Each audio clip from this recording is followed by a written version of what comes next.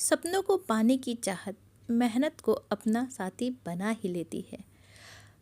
हर सुबह का एक नया अवसर है, बस खुद पर विश्वास रखिए।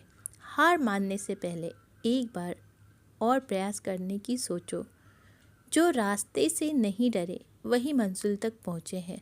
सफलता की चाबी कड़ी मेहनत और दृढ़ संकल्प में ही है।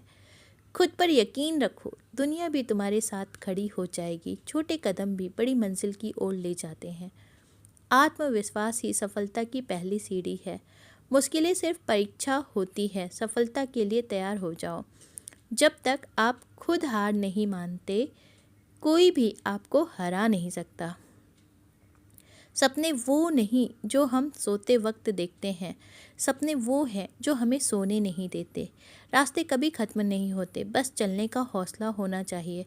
समय और धैर्य दो सबसे बड़े योद्धा हैं। सपनों को पाने के लिए जागना पड़ता है और नींद में तो हर कोई सोता है। मुश्किलें आएंगी, लेकिन हार मानना कभी मत। अरस्तू का ये उदाहरण शिक्षा के सफ़र की असली सच्चाई को दर्शाता है। शिक्षा प्राप्त करते समय बहुत सारे संघर्ष और मुश्किलें आ जाती है, लेकिन ये सब हमने सीखने और बढ़ने में मदद करती है। जब आप कठिनाइयों और गलतियों का सामना करते हैं तो याद रखें, यही चीज़ें आपके कौशल और क्षमताओं को बेहतर बनाती हैं। अंततः ये चुनौतियों आपको बेहतर और अधिक इंसान बनाएंगी। सफल और असफल लोग अपनी क्षमताओं में बहुत भिन्न नहीं होते।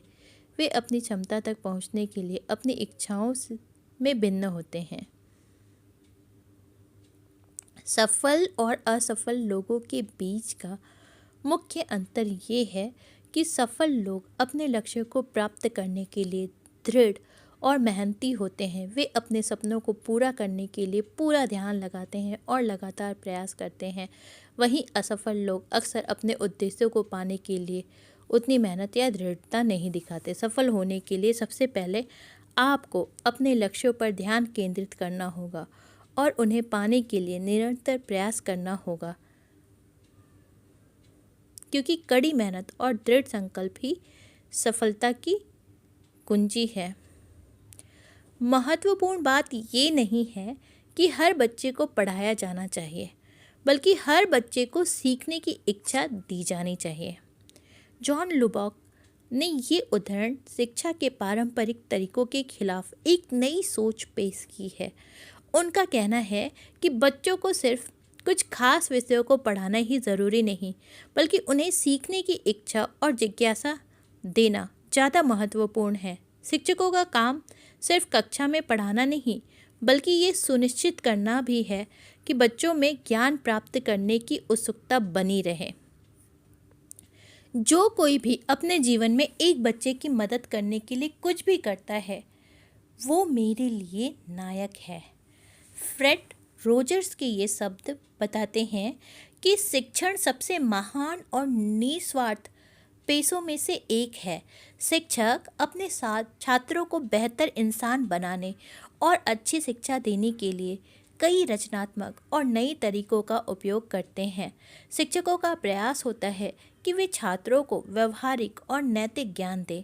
महान लोगों के शैक्षिक उदाहरण हमें बुद्धिमान सबक सिखाते हैं, लेकिन हर किसी के जीवन में एक या अधिक नायक होते हैं जिन्हें वे अपना मार्गदर्शक मानते हैं। ये शिक्षक सिर्फ स्कूल में नहीं मिलते, बल्कि जीवन में भी हमें कई लोग मिलते हैं, जैसे हमारे बुजुर्ग, जो हमें महत्वपूर्ण जीवन जीने का ज्ञान देते हैं।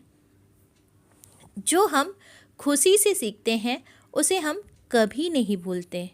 Alfred Mercier. इस कथन में अल्फ्रेड मर्सियर ये बताना चाहते हैं कि सीखने की प्रक्रिया को सिर्फ 4 दीवारों तक सीमित नहीं रखना चाहिए और इसे मज़ेदार बनाना चाहिए।